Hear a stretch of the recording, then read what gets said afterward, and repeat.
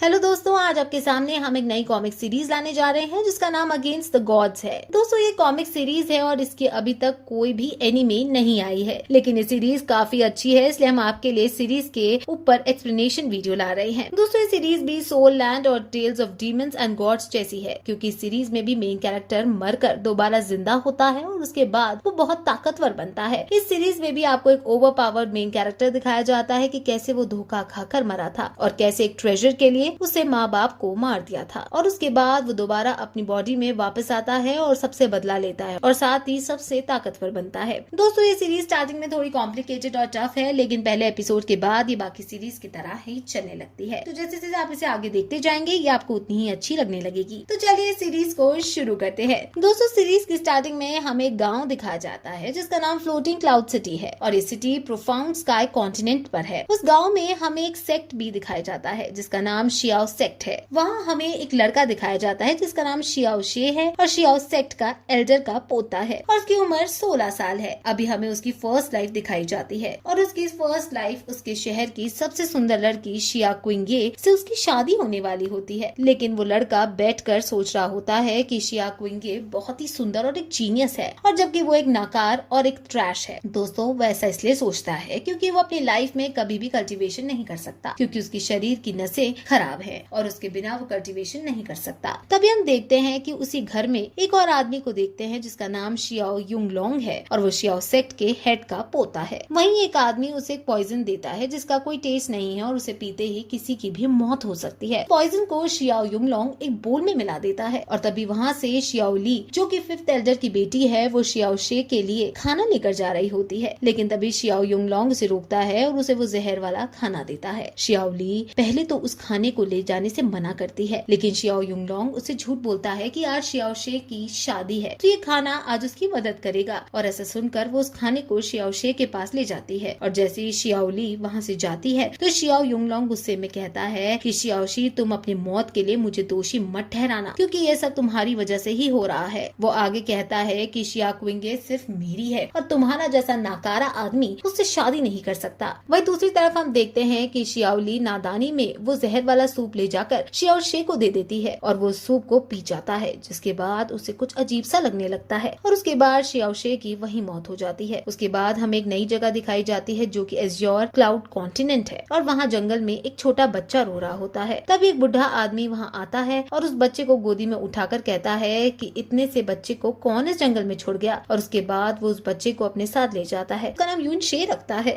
दोस्तों, असल में ये वही लड़का होता है शियाओ शे जिसकी जहर वाला सूप पीने से मौत हो गई थी और अब ये उसकी दूसरी लाइफ है। उसके बाद वो बूढ़ा आदमी उससे बातें करता हुआ पूछता है कि आज से हम मास्टर और डिसाइपल की तरह रहेंगे और मैं तुम्हें दवाइयों के बारे में सिखाऊंगा। दोस्तों, उसके बाद हमें सीधा 20 साल बाद का टाइम दिखाया जाता है और यहाँ हम देखते हैं कि एक जगह बहुत सारी लाशें पड़ी है और वहाँ का माहौल भी बहुत डरावना हुआ पड़ा है। तभी वहाँ से एक लड़का निकलता है जिसके शरीर से खून निकल रहा होता है और वो कहते हुए चलता है कि सब लोग मरेंगे, मैं सबको मार डालूंगा। उसके बाद वो जोर से चिल्लाता है कि तुम सब लोग भी मेरे मास्टर के साथ ही यहीं दफनाए जाओगे और तब हमें पता चलता है कि ये लड़का वही यून शे है और अब ये बड़ा हो चुका है। तब हम देखते हैं कि यून शे एक खाई के किनारे खड़ा है और उसके आगे कुछ और लोग खड़े हैं। वो सब लोग उससे कहते हैं कि यून शे, तुमने अपने मास्टर का नाम खराब किया है और क्योंकि वो एक बहुत बड़े डॉक्टर थे जो लोगों की जान बचाते हैं, लेकिन तुमने एक ट्रेजर हेवनली पॉइजन बीट का इस्तेमाल करके कई लाखों लोगों की जानें ली है और आज हम सब सेक्ट मिलकर तुम्हें नहीं छोड़ेंगे और अगर तुम बचना चाहते हो तो हेवनली पॉइजन बीट हमारे हवाले कर दो। जिस पर यून शे हंसते हुए कहता है कि तुम सब लोग हत्यारे हो क्योंकि तुमने इसी बीट के लिए मेरे मास्टर को मार दिया, लेकिन अब मैं इस बीट को कभी तुम्हें नहीं दूंगा। और ऐसा कहकर वो अपने पास से हेवनली पॉइजन बीट को निकालता है, जिसे देखकर वहाँ खड़े सब लोग पागल हो जाते हैं और उस बीट को उसे छीनने के लिए आगे आने लगते हैं। तभी यून शे उस बीट को अपने मुंह में निगल लेता है और उस खाई से नीचे कूद जाता है। अब वो उस खाई से नीचे गिर ही रहा होता है कि उसका हाथ उसके गले में पड़े हुए नेकलेस पर जाता है और वो उसे टाइट पकड़ लेता है, लेकिन तभी उसमें से एक लाइट निकलती है और तब हम वापस से फ्लोटिंग क्लाउड सिटी के शियाओ सेक्ट को देखते हैं और वहाँ पर शियाओ ली शियाओ शे के पास बैठी हुई होती है और तभी शियाओ शे की आंखें खुलती है और शियाओ ली उसे गले लग जाती है, जिसे देखकर शियाओ शे कंफ्यूज हो जाता है कि ये कौन है और उसे पूछता है कि मैं साहब कौन हूँ, जिस पर शियाओ ली रोने लगती है क्योंकि उसे लगने लगता है कि शियाओ शे उसे भूल गया है और तभी शियाओ शे को सब कुछ याद आ जाता है और तब हमें पता चलता है कि ये उसकी तीसरी लाइफ है और वो फिर से